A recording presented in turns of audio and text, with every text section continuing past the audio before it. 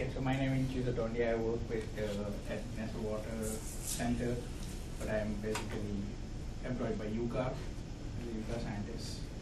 And I think I came down on May 2015. So I'm moving here from the Netherlands, from Europe, where I was there for almost 20 years. And so my basic background is civil and environmental engineering. And then I worked on various projects while I was in Netherlands. And lately I was working a lot with the operation system, which is one of the systems also we use here by National Water Survey, which is called CHIPS. So I've been working with that system for almost like 10 years to see and helping all the different clients around the world to say how to set up the operation system on their end. So what kind of models you need, how to read the models, what are the data needed to run the models, and all this integrations of the operation systems. So I was also part of that team from while I was in the Netherlands. And here I've been working also with modeling and with the chips also. And so this is one of the projects which I think last year when Andy was here and Bennett, and they were talking about something about tools for the urban planning or something. So I said that okay, I had worked in past with the urban strategy. That urban strategy is a software or kind of a framework developed not by the Deltares where I was working, but it's by the TNO. I'll go into a little bit more detail. It's one of the other organizations in Netherlands. And so I had worked with that one to implement the kind of a groundwater model in the system, and also the hydraulic model, which we call it as that 3D model. I think many of you know that one. So I had incorporated that model also in the urban strategy. And I will go a little bit more into details about it. So basically, urban strategy is an instrument for interactive spatial planning. So I mean, if you want to make a lot of decisions about how you want to plan an urban planning, then you might be able to use that tools. And this is one of the screen, which is certainly not like made, but it's a real from the screen down from the package. It's also visualize everything as a kind of a 3-dimensional data.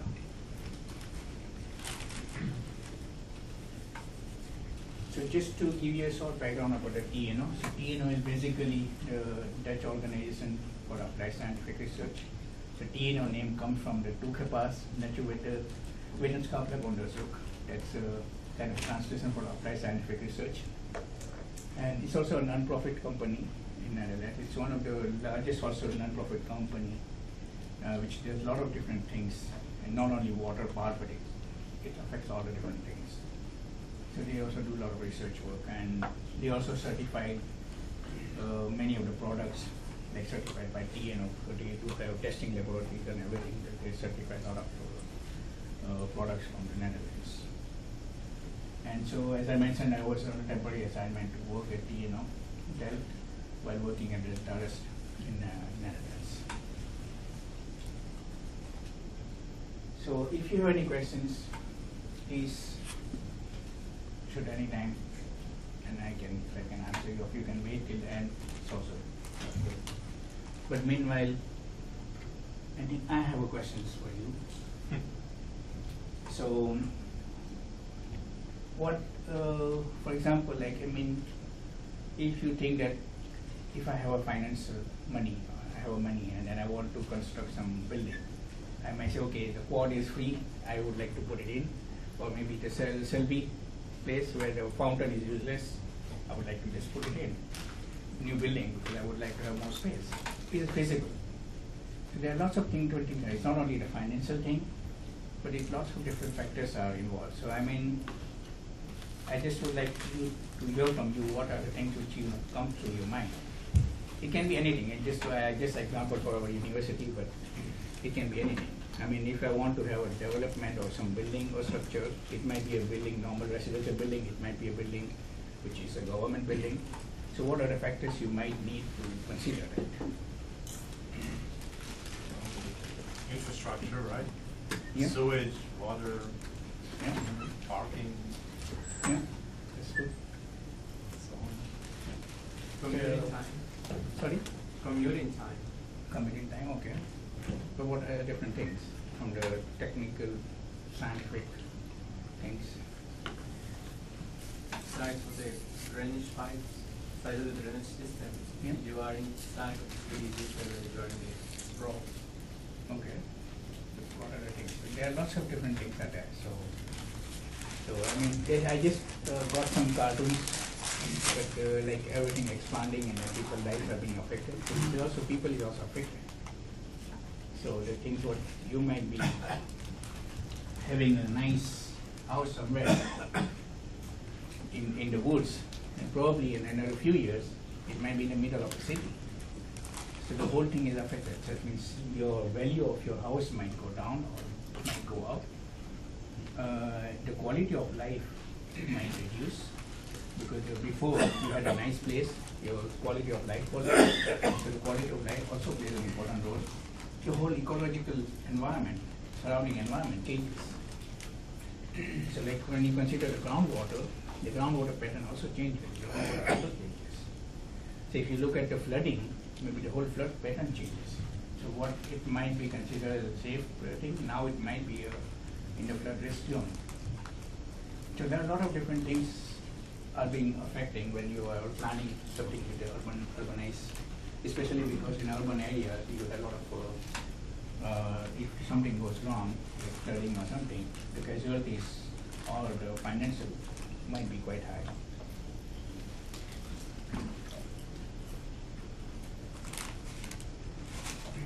So basically, we say that okay, urban planning is basically a complex multi-criteria policy, and it involves many criteria, in particular physical, social conditions.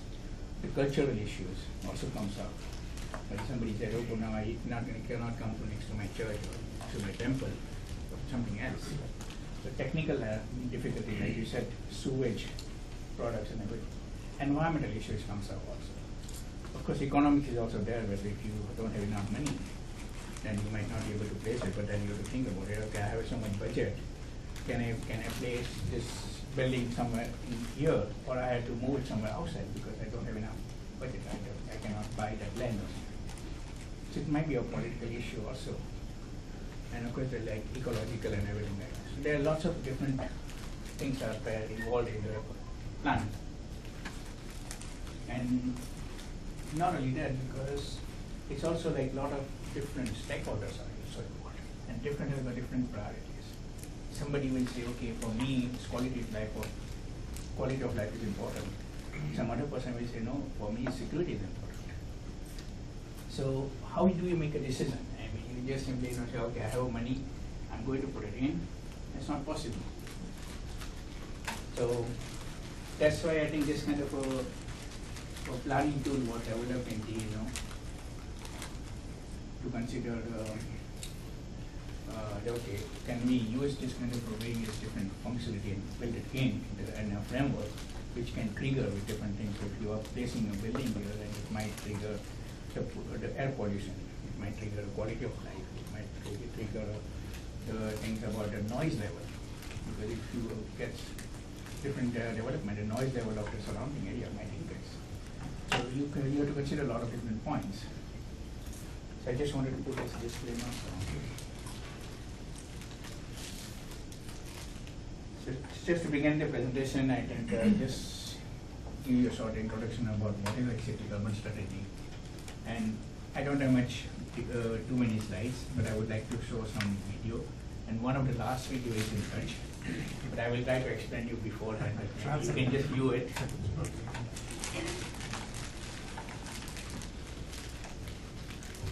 So basically, the urban strategy is being kind of interactive tools, and it provides an understanding of the complex processes involved in urban planning.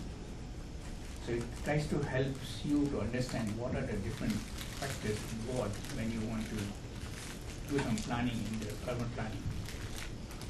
So then you can acquire some more insights into the effect of the environmental modifications, for example. But basically, it provides you a kind of a foundation to base on the objective information on your decision making process on an objective foundation, saying, okay, this is what we say and this is what we see, and this is how we should implement it. So rather than just like a random decision making. And it's more flexible that you can put any model, any environmental models within the system, or remove it, or you can say, okay, I want to consider this factor, I don't want to consider this factor in my planning. Sometimes you say, okay, some of the quality of life is not important when you are going out of the urban area a little bit. So you might say, okay, I want to ignore it, I don't want to put the security model, and just ignore that one. So, and then I said, okay, the groundwater model is playing important role, I will add a groundwater model, and I will say, okay, groundwater model. So there is kind of a links you can make among different models in the system. And above all, it brings all the stakeholders in the urban planning together on one table.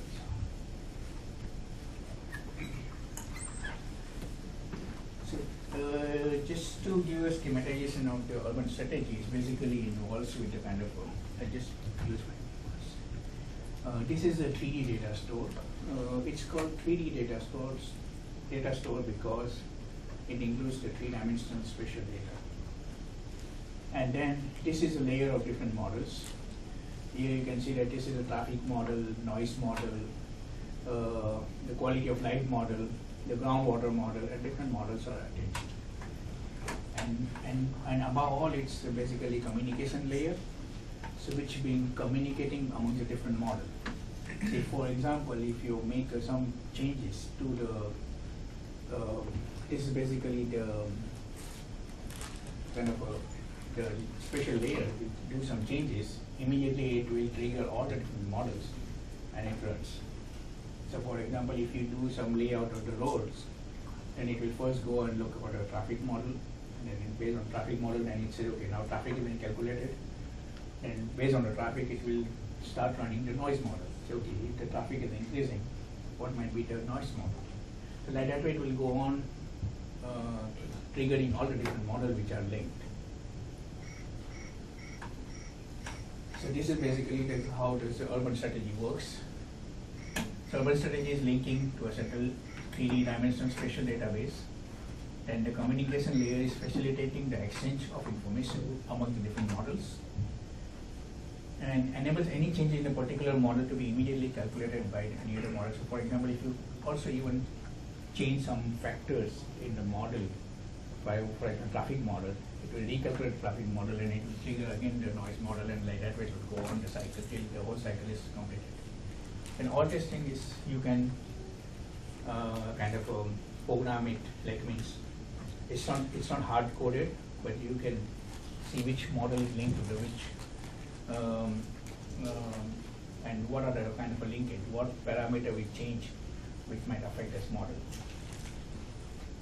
So the changes made to the database containing data on the building environment, and such as the road can be closed, then it will affect the whole thing. So for example, if you say something is there, I'm doing the construction, then it will tell you that okay, the road model will tell you, okay, this road has to be closed, or the transportation will be diverted, the traffic will be diverted. It might be possible that because we are building a huge community there, the groundwater model might be affected, flooding pattern will change, and all these different things are being triggered. So, and then the changes will be visible using the user interface of the urban strategy. And in the urban strategy, there are three different kind of user interface available. One is a three-dimensional user interface, that will show the whole thing view in the three-dimensional, including the heights of the building, because some of the times the heights of the buildings are important.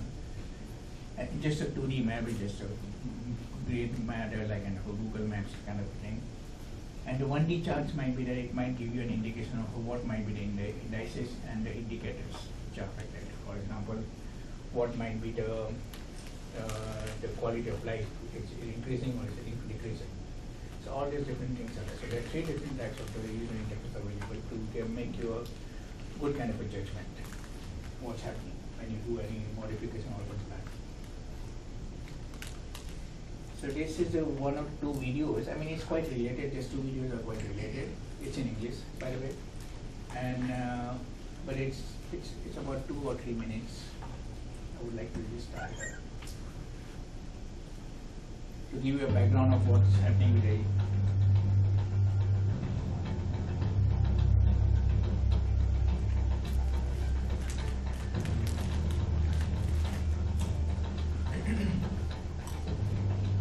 More and more cities present themselves as healthy cities, where a healthy environment is ensured and where it's pleasant to live, work and socialise. A good mixture of services for various target groups stimulates healthy behaviour and ensures that people feel comfortable and enjoy a healthy lifestyle. The Ministry of Infrastructure and the Environment helps and stimulates cities and municipalities to achieve their goals with the Smart and Healthy City programme.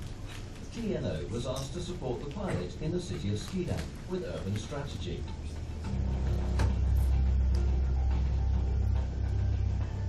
Urban strategy is a unique instrument for decision support in spatial planning. The tool uses advanced models and a comprehensive catalogue of effective measures. When using the touch table, the effects of policy interventions are shown real-time with detailed maps, graphs and charts. The tool shows a quick scan of area scores and the status of various indicators. New models and functions are easily added to the tool. During interactive workshops, stakeholders can balance their interests concerning environment, mobility and health for effective and efficient decision-making. The Open Strategy tool is very helpful to optimize plans to improve the livability in the neighborhood of the harbor. We do not just consider the standard limit values, but all aspects of livability in the area. Urban Strategy is fast and interactive and makes all aspects of livability visible. The tool contributes to transparency in decision-making by bringing together all stakeholders early on in the process. The Urban Strategy tool is a promising process tool. It helps us to provide insights in the effectiveness of measures to achieve our ambitions in the port development of Schiedam. Urban strategy supports municipalities during the process of promoting well-being in combination with other goals.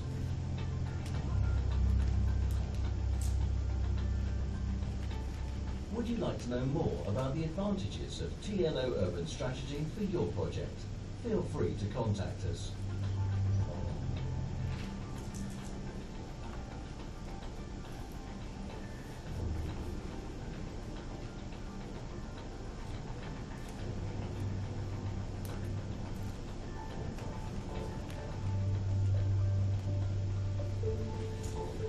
This was one of the thing was for a city, and this is for the port of Rotterdam.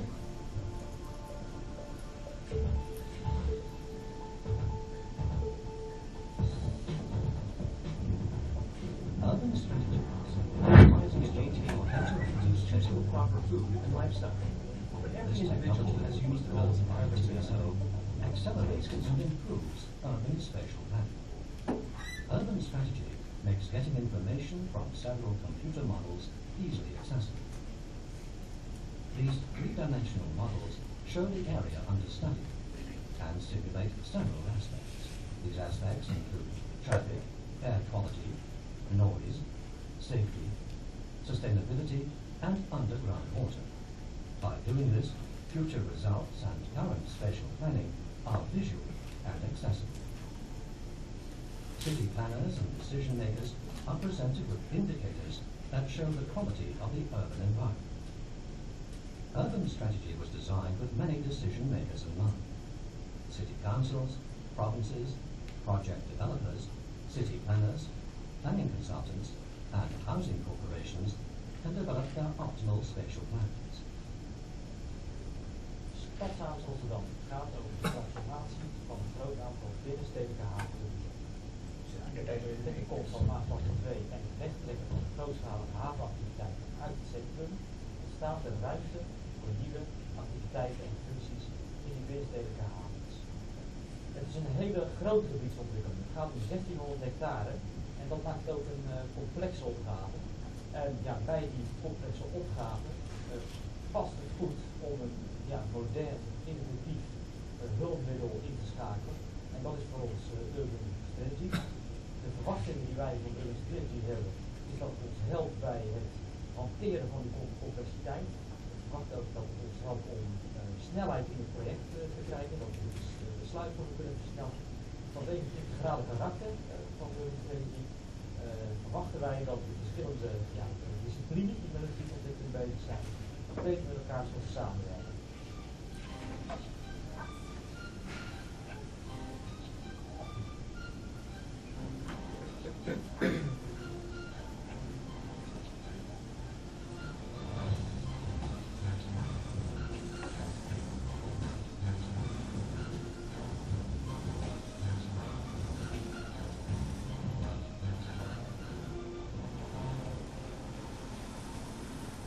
Nou hier achter u ziet u de A1.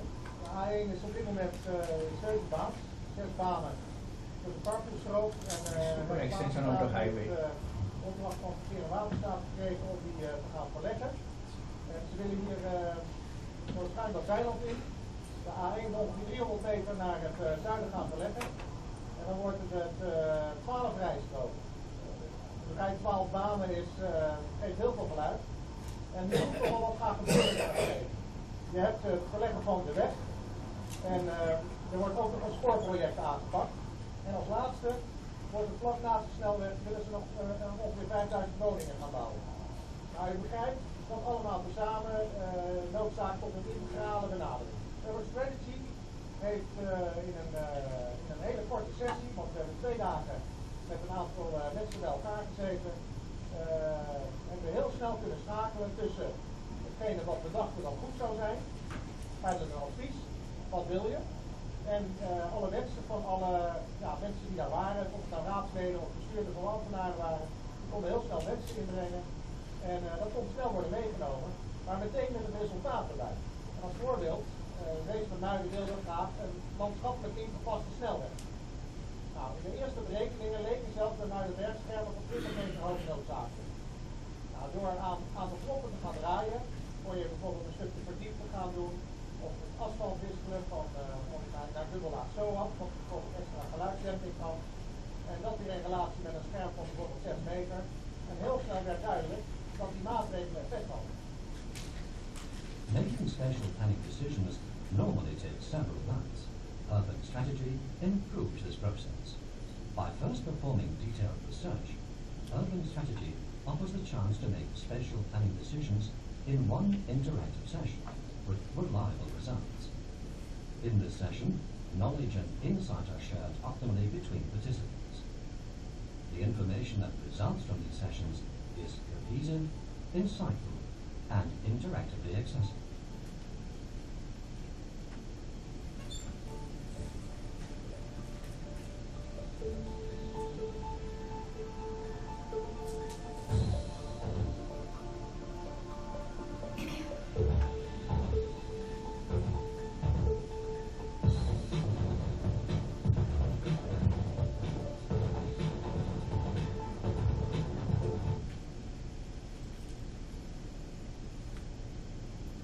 Here it was showing also the kind of background of how the package works, the frameworks works, and what kind of decision making. And the simple one which they were showing about that, okay, I wanted to increase my highway from 6 lane to 12 lanes or something, and then what might be the effect, and then they also next to the highway would like to have some the kind of development, so what might be the effect. So they were also showing the groundwater effect, and there was another example which was there like I have a high noise level because of the highway. So what I need to do to reduce the noise level in the surrounding community, because Netherlands is kind of a very densely populated country. So they wanted to see, okay, if I want to put a kind of a wall next to the highway, it might be 6 meters high, what might be the effect, how much the noise reduction will be there in the next community which is very close to the highways. So this kind of decisions can be made were being made using this package. And as I said, I was responsible for putting in the groundwater model, and then later on we had this one of the studies they were extending the highway from the Netherlands to the Germany because of the traffic, and they wanted to extend it, and that highway was going to the natural area. So they wanted to study what might be the effect on the ecological conditions, what might be the effect on the groundwater, what might be the effect on the flooding area. So all these things was being considered, because if you construct a road, the whole the flow patterns and everything is being restricted. So they wanted to study, okay, what might happen, which areas might be affected, which areas might not be affected, and all these things studies were being made. So I was saying, like, okay, urban strategy is quite, like, kind of idea is very very nice and important, and many of the people can think of different things. From my point of view, I think will this kind of a package might helpful in the evacuation planning. So, for example, flooding happens if you have real-time conditions about what are the road closures and everything. So, for example, like in Parliament, there was a construction going on. Something happens. How does the people should move out? So then, at that moment of time, nobody knows. The people say, okay, there's a highway road going on, but if it's construction, it's restricted. So then you might have to, the town committee or mayor, whatever office is there, they have to say, okay, how you want to divert the people out of the city. Something is going to happen. So this kind of a situation, they might give you a real insight of if I have a road blockage, where shall I divert my traffic? So in another case also, we were putting in the flood and risk mapping. So that means just a static map, and so, okay, if I want to do the development, this development is falling under which flood risk map. So there might be different levels of flood risk, saying, okay, you are accepting that there is a risk because the development is happening in this one. But if you want to not to be affected your development, then maybe you might have to take some measures to protect your community, like building some extra dikes around it so that the flood doesn't come in, because you might be in a high risk zone, flood risk zone. Like that way decisions can be made, and that can be visualized on the system. So that's why I think I was trying to use that product to do the things before I came here. But it was also like, because we are different companies, it was taking some time with the communication. Another thing which is extended application was this Miracle. It's a mixed reality for the collaboration. So this sort of project, I have seen it working. Like, for example, they were showing about example, like if you have a city center downtown, normally the police has got some cameras to see what's happening in the city. But normally I'm not interested in what's happening on a normal day. I only want to see if something is going wrong, how I can visualize it. So what they were doing, they were taking that camera pictures, but they were not storing it. They were just trying to see the pattern. It's like a normal pattern is, okay, people are walking and this thing, and something goes wrong, the pattern is moving very fast, like people are running around, and immediately they might see something going on happening, and that might give a kind of indicator, and we say, okay, it might be like kind of a red block should be coming up on the map, something wrong is going on, so then whoever is responsible, they can open that video information, what is coming in, and they might be see what's happening around. There might be something going on, maybe something happened that people are running around, or certainly. So like that way, that kind of things can be done also. So they were being achieving this kind of information there. Another thing application which was like they put some kind of a sensor under the bridge, and they were trying to figure it out. Okay, what may be the traffic conditions going on, and how is the vibration of the bridge? So under normal conditions, normal traffic, there is not a problem. But if the bridge is deteriorating, the sensor might find out that, okay, there is a lot of vibration in there, and that might trigger some information that, okay, this bridge is now vibrating, so that means something has to be done, and we have to take some actions to make sure the bridge is. So that kind of things also was being achieved by this extended application of Miracle.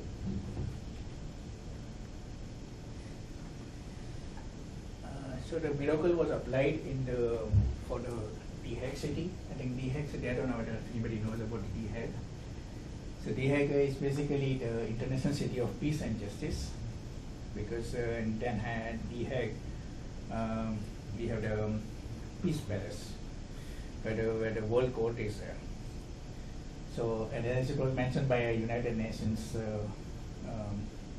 Secretary General, that legal capital of the world. And the Miracle was used to decide the best location for the building the various international court in that area. So I have a small video on this one. I think it's in Dutch. Sorry. But in this video, they are considering only the three criteria, which is the security, economics, and the quality of the life when this kind of a building is developed in that area. So I think it's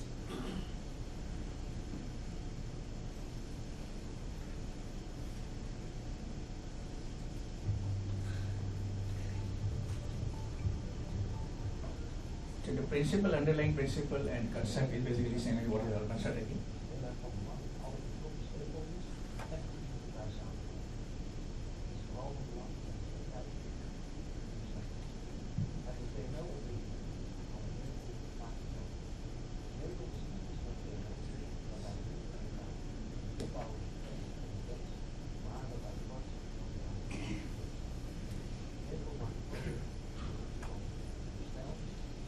He's just explaining about where they are going to use it and how we are going to use it. I don't know, the sound is not very good. What is the matter? We don't understand. I don't understand. That's okay.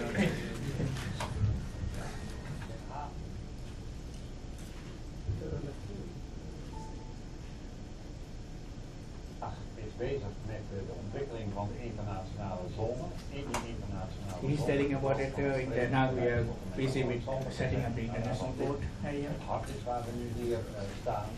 Daar willen wij alle optimale voorwaarden creëren dat steeds meer internationale instellingen, waarvan er ook al een heleboel zijn in Den Haag, zich hier gaan vestigen. De opgave bij de internationale zone is om samen met de bewoners, met internationale instellingen, met bedrijven, Lots of different stakeholders are there, also the people of the Hague City. It's important to involve them. Daar zitten een heleboel kanten aan. Daar zitten heel veel invalshoeken in.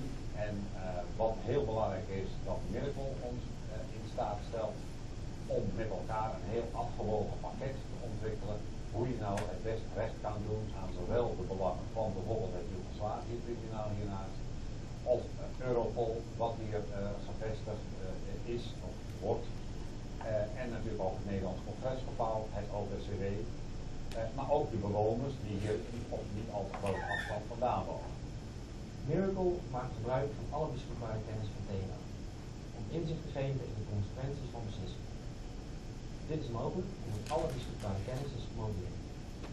He's just explaining how we are going to do it, and they are going to have 2 or 3 people sitting on a surface table. They are going to make the decision. Okay. So they are going to show about how they are going to do that process. So that important is that how the process De is being werking van done. Miracle lichten wij nu kort toe aan de hand van een simulatie. How is the miracle working? And the case study is that okay, what is the best location to have a European tribunal setting? There are 2 different people are involved at present, and they are going to have different priorities and different criteria.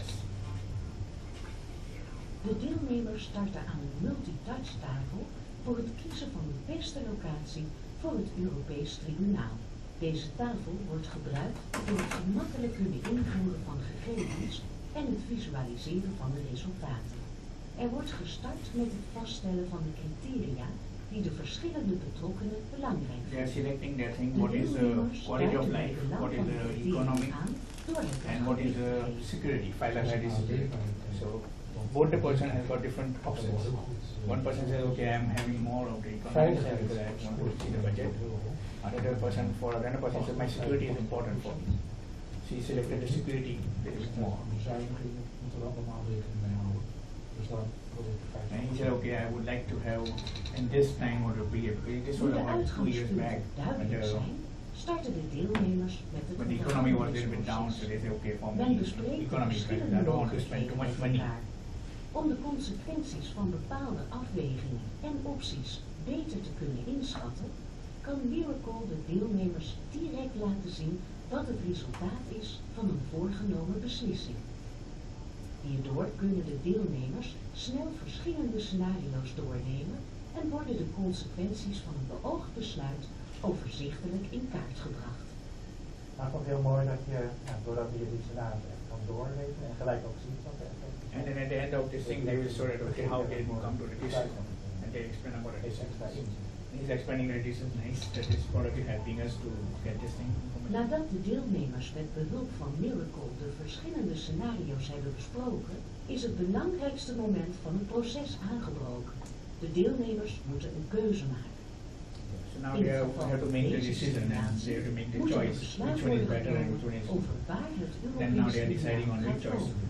Als we zo even weer teruggaan naar de drie verschillende opties die er waren, dan zien we hieruit. So the circles are, the blue circle is for the security, the red one is I think was the quality of life, and the green one is something equal. So different features have a different high priority, low priority.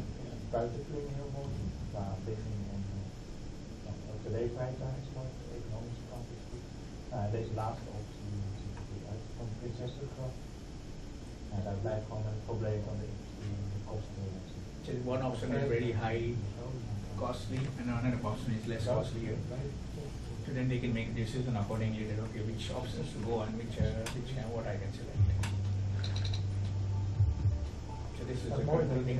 is dat je het beslisproces en het standpunt van de andere partijen beter begrijpt op die effecten gelijk op de tafel. So probably he is a stakeholder from the different from the people probably that he for him the quality of life was important. Another person was more of the government things, for him the security and everything was important. So that way they came to the conclusion, okay, what is it? Het gaat om het toepasbaar maken van wetenschappelijke kennis en het innovatief vermogen van bedrijven en overheid te versterken.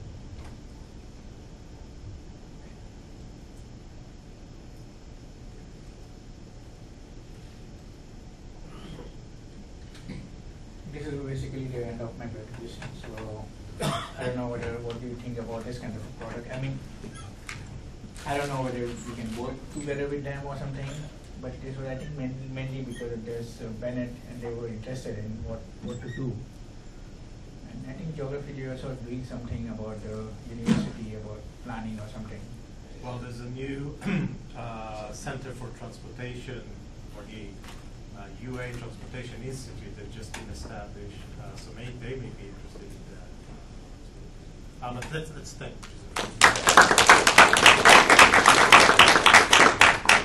Questions? Yes. Well, how accurate are the cost projections? You gave two very different figures, but in reality, doing any sort of engineering project or water quality project is going to involve some guesstimates about cost. So I was just interested in how correct are the cost estimates that the model provides? Yeah, in this case, the model, I think what the cost and everything is being included in the database beforehand, before the project is started. Then they have an estimate about what might be the cost if I do the things. So they already have some kind of a decision, but that is what the round table to make the decision. And beforehand, that knowledge is being put into the system, and then they just have to figure it out what is happening and where it's happening. So of course, it's already been put inside just before the project was started. So, I mean, if the cost is... It could be substantially an area if there are unforeseen... Yeah, so that's what happens also in the decision making. So, I mean, you have to have some kind of estimate about what might be the cost. But if the cost might be for now, and then if the project is extended after 1 year, the cost might show up again. So that's the thing is that like that. But at least you'll get the process is more of the providing the insight on different possibilities and different outcomes, so you can visualize it, what might be the outcome of your decision making process. And then maybe if you want, you can support it. Okay, my decision was made on this and this factors. And you can say, okay, whether my factors were correct or not. Maybe I might have need to change some different things. It should be at least a relative comparison between the options, I suppose, even if they're not completely accurate. No, that's true. That's why I think that this is when you build up this project beforehand, all these costs were being put in. So what happens if I want to construct on this street and what I want to do it on this street, and then you can consider different factors. And all these factors are being combined and then come to the figure of, okay, this is so much high cost because it's not only the cost of the construction, but it might be cost of the security, building of the things. And that might be a weight and put on the cost of quality of life. So, I mean, you cannot put a cost on the quality of life, but you might make a decision on the quality of life, saying, okay, is high, or say maybe you might put some cost on it to figure it out, okay, how much quality of life might reduce and how much it might be cost. So like that way you can have some kind of a cost benefit analysis and then put the information beforehand to make the decision. And then you can weigh different decisions beforehand while you are doing the process, and you might be able to weigh, okay, this is what the decision is there, and this might be effect. And of course, it's yeah, it becomes a balance between the objective and subjective decision. Yes.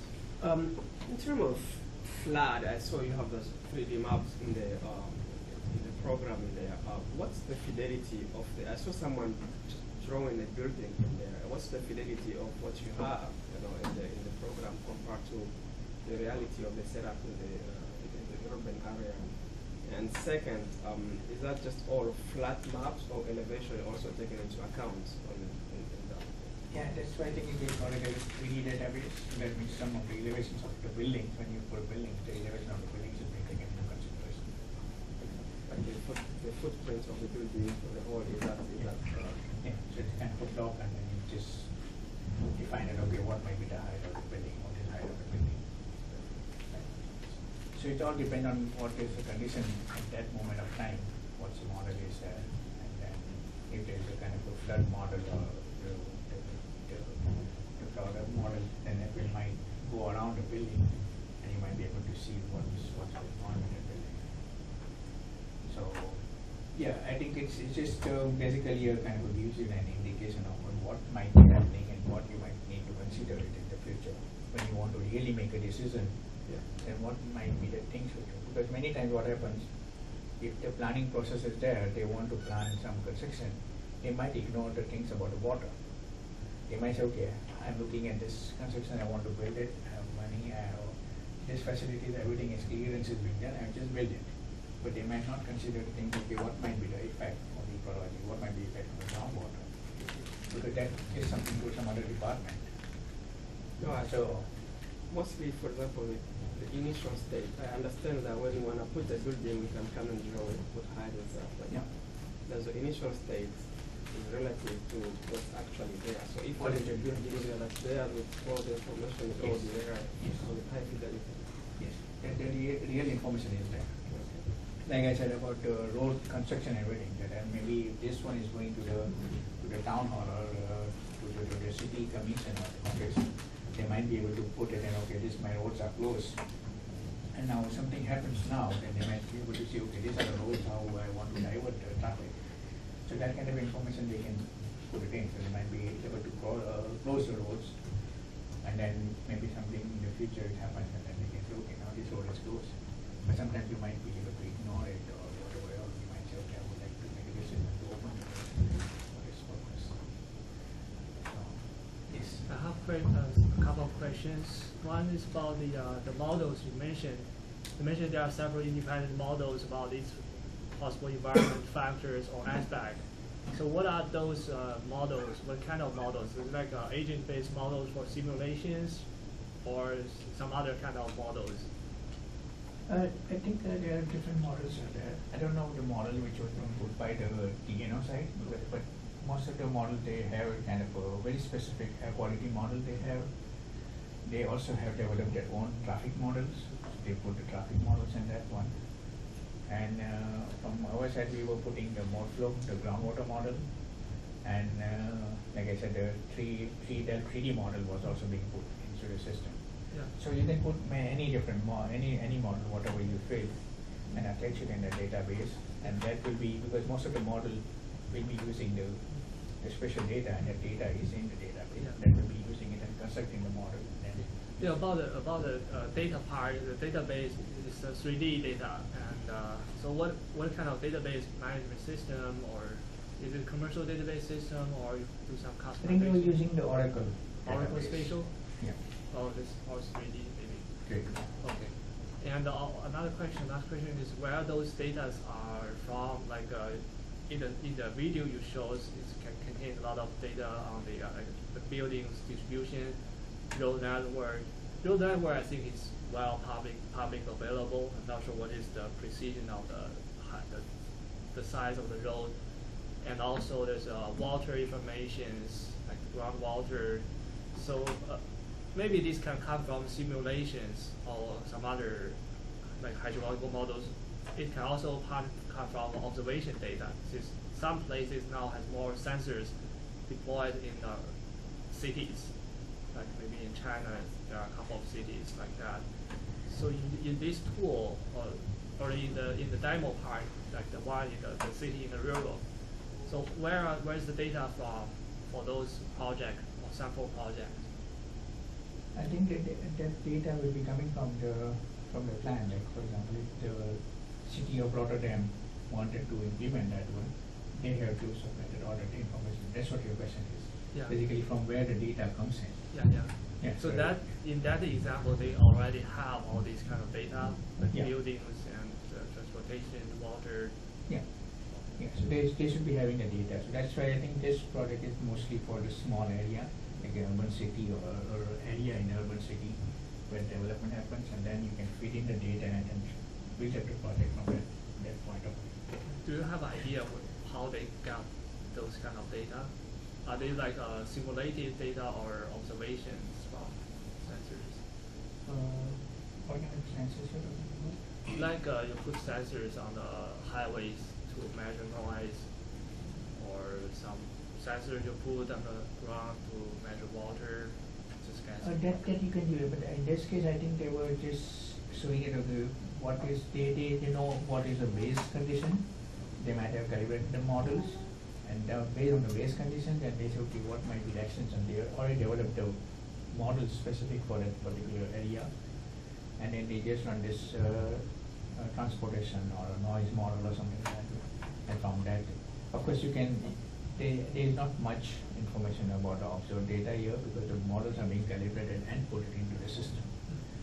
So then later on, you can consider it that okay, what was your result based on, whether the conditions was like that way, like noise. They say, okay, building up the wall next to the highway, how much noise it may reduce. So the model will show it how much it reduces, but when you really want to do something, then you might have to consider to do some more details information about. But at least this, what I understand from this package, that it gives you the indicator of what might be an effect, but it reduces or it increases the effect of the things what you want to do. So not based on the real analytic or whatever the models are, but it just gives you an indication of what might be the effect. And then you can go into more details about studying that effect. Okay, is my decision based on this one is correct or not? So that's what I understand from this project. So, but if you go too much detail, then it might not, the simulation is not very fast. Yeah. So from a flooding point of view, it seems like it has two potentials, right? One is improving resiliency, right, or planning for better resiliency for cities, and the second is preparing, I guess, or simulating real events, right, to evacuate people and all that stuff that you talked about. Yeah. Now, I assume this kind of product is pretty expensive, right? I mean, if you want, it's a commercial product, right? You can't just use it. Yeah, it was basically started as a research product. But it's not open. No, it's not open. It's Yeah. not open. I So- don't know how much it will cost you, but it's not open. But I wanted to just show that about the concept, about the thing, the idea that these are the things which is important in making a decision. Do you think it has some potential to, sort of implement that at, I guess, some local scales by not having the company come in and, all that stuff, Rotterdam? I mean, most places, let's say Tuscaloosa, right? It's not Rotterdam. So, Yeah. And you don't go have money to bring these experts from the Netherlands. Yeah, I think the things are very simple. The how it's being developed, because the database, what is there, the database structure is ready. So you have to fill up the database yourself about this, all the special details and everything. So we build it in, and you can build in your model, because what's the concept is here like that, where they have a database, and surrounding generally a database, all the data from the different models are being written to the same database. So one model might look at information field in a database, saying, okay, if this field is changed, and it triggers that running of that specific model. So models you can attach it yourself, but I think it's a little bit more simpler framework than compared to the fuse or something. It's more of the detailed environment, detailed things are there. Yeah. So yeah, I don't know how much the cost might be there involved and all these things. So, but I think this kind of concept might be also somebody might pick it up and then implement it themselves. It's also possible, but I think a lot of work has been gone on about thinking about what should be the structure of the database, what information we should put in the database to make sure that this is making process is supported, and then how you plug in the models. For me, the most of the time when you do developing a model for a specific area, and then I just simply plug it in and make a kind of an effort to plug it in the data model to the database. So, yeah, of course, a lot of factors are involved. Cost and Yeah, it seems pretty like a massive project to set up something like that. Yeah, I think the main thing is that the user interface. The 3 different user interfaces are there. One, the 3-dimensional user interface, the 2D, and the standard. Juzer? Yeah. I also have a question. One is the clientele. Did you guys ever try applying this tool in a developing world? Mm-hmm. Yeah, because that's where we expect most of these things to be taking place. Yeah, Especially now. I don't know. That's one. Two, the other one now ultimately is the World Bank. I know the World Bank have what they call the environmental impact assessment tools. How different is this tool from that? I don't know about the World Bank thing, but I think the things what they wanted to just develop this thing, because this was a European project. Based on the European project, they were developing this model. So it was supposed to be applied first in the Netherlands and then go out in the different European countries. But before I left, I think I saw that there was some interest from China and other places, but I don't know about other developing countries or something they were interested or not. But they were trying to bring it out as a kind of a product to the outside world. Esri has some product called Esri City Engine, I think, which they do something kind of similar, but I don't know the level of detail as far as it. Probably they might be having something. I know it's heavily used in Singapore, because that is the city engine for urban. Singapore is small, so yeah. All right. Thank you so much. Okay.